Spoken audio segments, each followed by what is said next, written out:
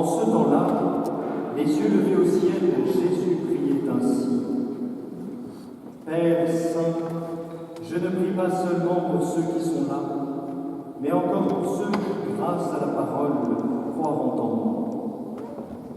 Que tous soient un, comme toi, Père, tu es en moi et moi en toi.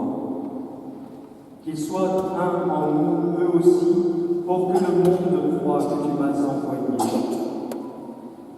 Et moi, je leur ai donné la gloire que tu m'as donnée, pour qu'ils soient un comme nous sommes un, moi en eux et toi en moi.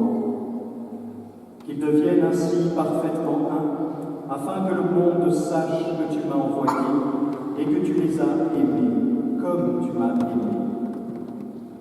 Père, ceux que tu m'as donnés, je veux que là où je suis, ils soient eux aussi avec moi, et qu'ils contemplent ma gloire, celle que tu m'as donnée, parce que tu m'as aimé avant la fondation du monde. Père juste, le monde ne t'a pas connu, mais moi je t'ai connu, et ceux-ci ont reconnu que tu m'as envoyé. Je leur ai fait connaître ton nom, et je le ferai connaître, pour que l'amour dont tu m'as aimé soit en eux, et que moi aussi je sois en eux. Acclamons la parole de Dieu. Gloire à toi, Seigneur Jésus.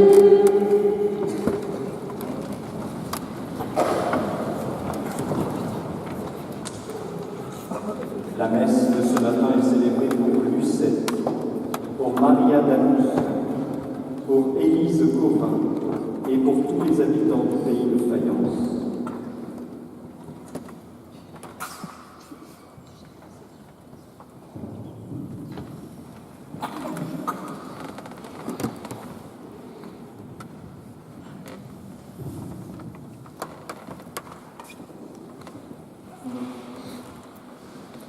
Nous sommes en ce moment dans l'Église dans un temps liturgique, un petit peu particulier, on pourrait dire. Un peu fort, mais particulier. Particulier parce que jeudi dernier, nous avons célébré la grande fête de l'Ascension du Seigneur.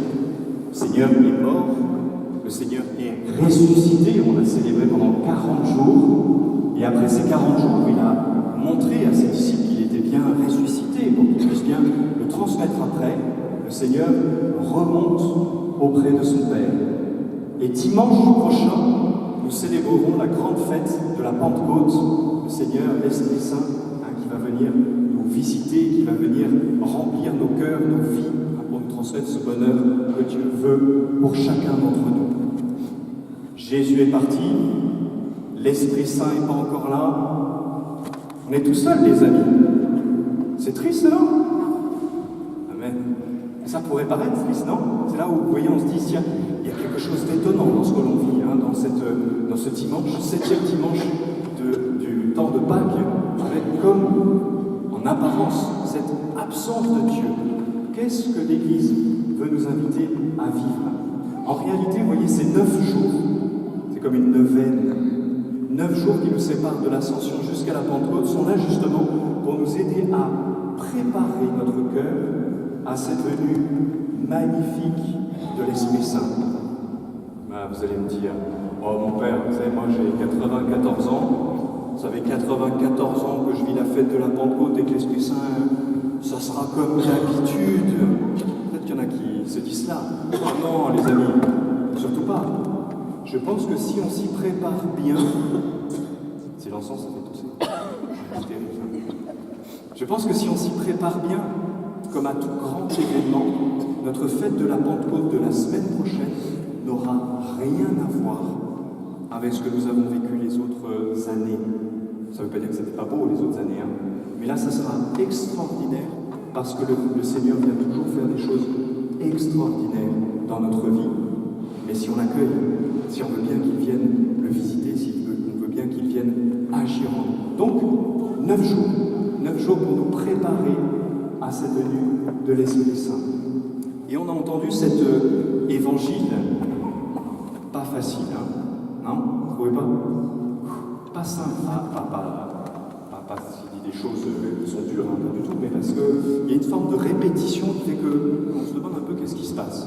Cet évangile, il est juste extraordinaire, les amis. Cet évangile, il arrive, en fait, ce sont les dernières paroles de Jésus qu'il adresse à ses disciples au moment où il est à la dernière scène, le dernier repas, là où il invente l'Eucharistie. Juste avant de partir pour sa passion, il termine ce discours-là, et juste après, il part au mont des Oliviers. Pour ceux qui étaient en Terre Sainte, là, on a le retour de la Terre Sainte aujourd'hui, on est rassemblés, ça nous parle, ça. Au moment où justement, il part au mont des Oliviers, et là, il va vivre sa passion. Ce sont les dernières paroles de Jésus. Et ces paroles ne sont pas n'importe lesquelles, parce que ces paroles, ce n'est pas un discours, c'est une prière de Jésus à son Père. C'est assez unique dans l'Écriture. On voit peu d'endroits où on voit Jésus prier souvent son Père, mais par contre, ce qu'il dit à son Père, on ne le sait pas très souvent, sauf à ce moment-là. Très important pour nous de voir comment Jésus prie. Et quelle est cette prière de Jésus?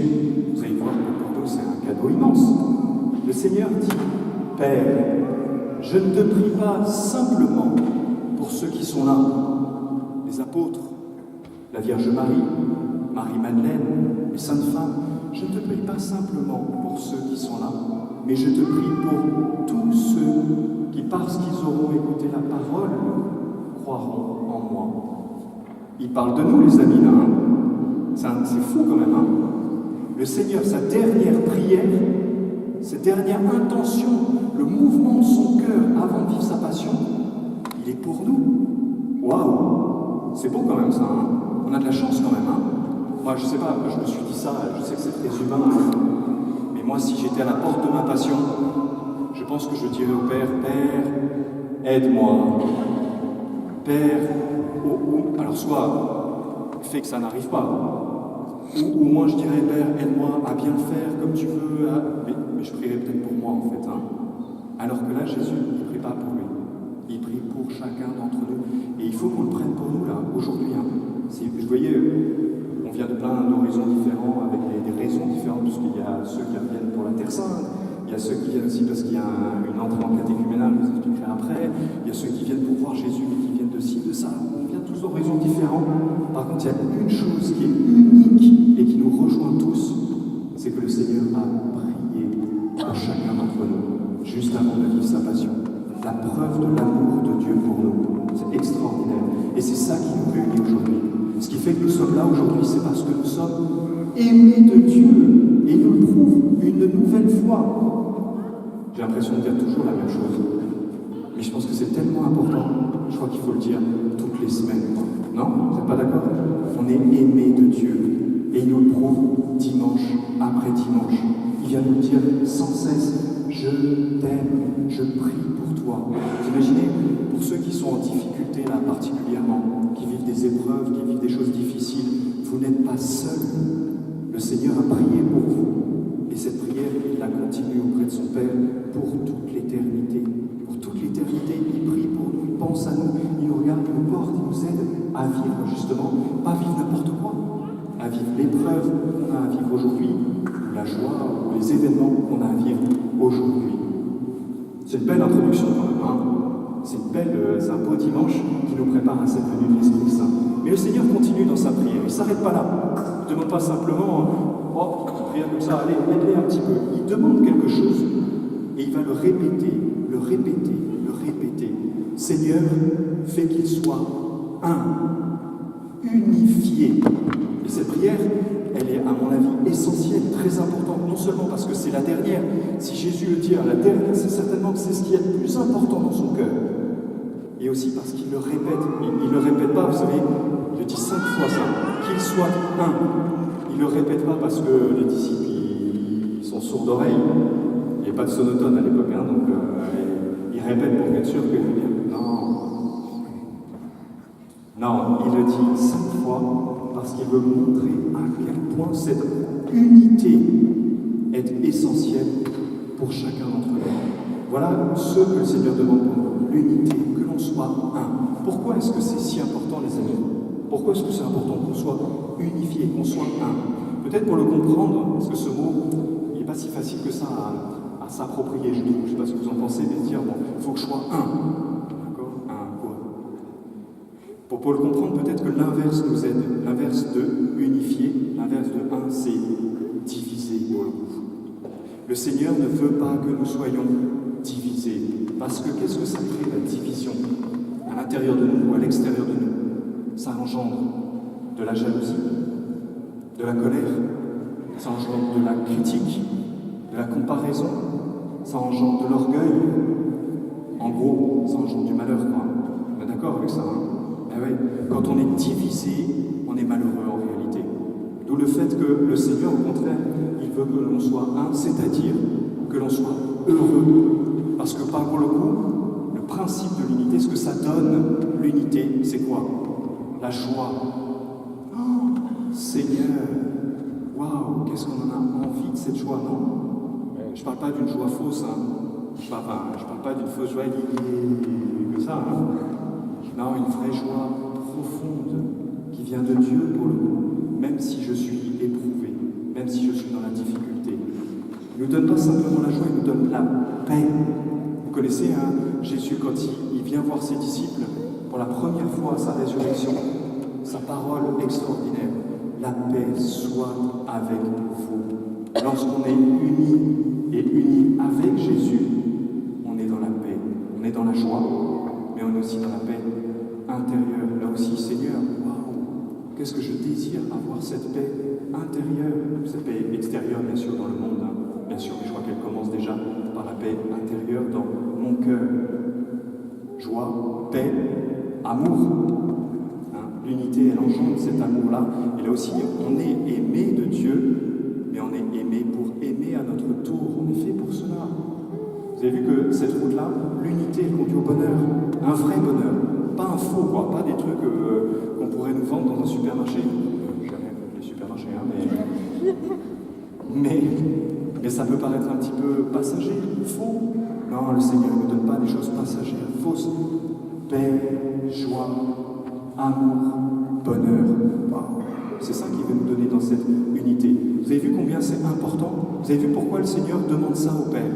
Il ne nous donne pas d'autre chose. Il aurait pu dire le bonheur, mais il l'explicite clairement. Qu'il soit un, pour qu'il soit dans la joie, pour qu'il soit dans la paix, pour qu'il soit dans cet amour vrai, pour qu'il soit heureux. Père, je prie ça pour chacun d'entre eux parce que je les aime.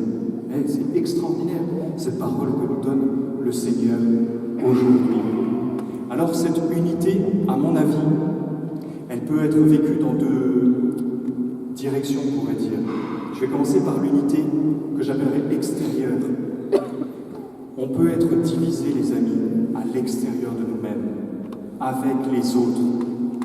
Il y a un grand danger là, hein, vous êtes d'accord avec ça, hein? C'est bizarre, hein, le péché originel, il a créé ça. Il a créé la discorde. Il a créé justement la division. Hein, c'est pas pour rien que l'inverse de Dieu, hein, le démon, il a appelé le diviseur. Il cherche à nous diviser. Malheureusement, souvent, il y arrive, quoi. Et donc, souvent, dans notre monde, dans notre commune, notre quartier, dans notre famille, malheureusement, quelquefois, dans notre église, dans notre paroisse, on est divisé. On est jaloux, on regarde les autres, on critique, on se compare, on est orgueilleux, Non? Vous n'êtes pas d'accord? C'est pas, et pour ceux qui sont en vacances, hein, c'est pas propre à la paroisse de Fayence, hein. Non. Malheureusement, non. On est divisé. L'esprit du mal, il est là et il nous pousse à critiquer, etc. Vous savez, le pape François, il a des expressions, hein, je ne sais pas ce que vous en pensez, mais des expressions extraordinaires, simples et incisives, quoi, qui font du bien. Il dit, lorsque l'on critique dans l'église, dans la paroisse, dans tout lieu, il dit, vous êtes comme des terroristes. Ah, on n'aime pas cette expression-là, hein, parce qu'on n'aime pas trop les terroristes. Mais ouais, c'est vrai, hein. On ne se rend pas compte du mal que l'on fait lorsque l'on porte cette parole négative à l'extérieur, lorsqu'on porte ce regard négatif à l'extérieur. Unité dans la communauté, les amis. Vous savez, on est, en fait là, on n'est pas, je ne sais pas combien vous êtes là, mais un certain nombre de personnes, chacun dans son coin, ou petit groupe par petit groupe. Hein. Il y a ce Terre Sainte, il y a ce ci, il y a ce ça, il y a la famille machin. En fait, c'est pas ça. Hein. On est une communauté. On est un peuple de Dieu. C'est extraordinaire ça. Tous ensemble. On ne peut pas se diviser, non? Il faut qu'on fasse attention à ça. Il faut qu'on puisse se battre pour ça même. Non seulement le constatant en disant, ah oui, c'est vrai, j'y ai critiqué, ou je condamne, ou je jalouse, ou il faut pouvoir le voir, pour pouvoir le transformer. Donc, unité extérieure, mais aussi, le deuxième domaine, c'est l'unité intérieure. Parce que l'unité extérieure, la division à l'extérieur, souvent, elle vient de mon cœur avant tout. Il y avait un prêtre un jour qui m'a raconté ça. C'est un prêtre qui avait un peu de tempérament. Vous ne le connaissez pas, hein, ne cherchez pas. Et il va voir son père spirituel, qui était un moine chartreux, et il dit à son père spirituel, « Ouais, le monde, il est comme ça, et puis les gens, machin, et puis les paroissiens, comme ça. » Le moine chartreux, il a attendu qu'il finisse, quoi. Et à la fin, il le regarde et dit, « Tu sais, la colère ou le mal, il n'est pas à l'extérieur de toi. Il est à l'intérieur de toi. Cette colère que tu vois à l'extérieur, c'est la faute des autres. Non. Il y a un truc qui vient de mon cœur, en fait, qui est justement divisé. C'est malheureux, ça, hein, c'est malheureux. Mais c'est comme ça. Notre cœur, il est souvent divisé.